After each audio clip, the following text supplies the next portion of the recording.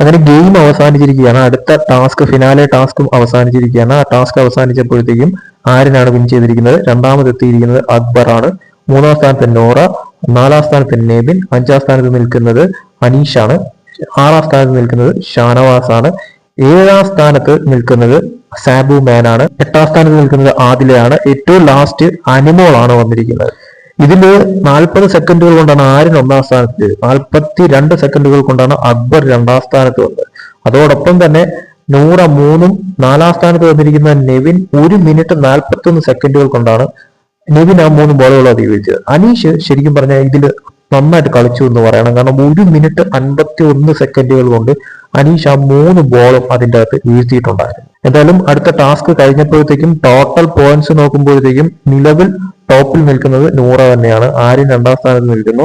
നൂറയ്ക്ക് 22 points ഉണ്ട്, ആര്യന് 20 points ആണ്. അപ്പൊ ഇനി അടുത്ത ടാസ്ക് ചിലപ്പോൾ നാളെ ആയിരിക്കാം കൊടുക്കുന്നത്. എന്തായാലും ഇന്നത്തെ ടാസ്കിൽ അത്യാവശ്യം നല്ല രീതിയിൽ കളിച്ചു. അതിൽ ആര്യൻ ഏറ്റവും ടോപ്പായിട്ട് കളിച്ചു എന്ന് എടുത്ത് പറയണം.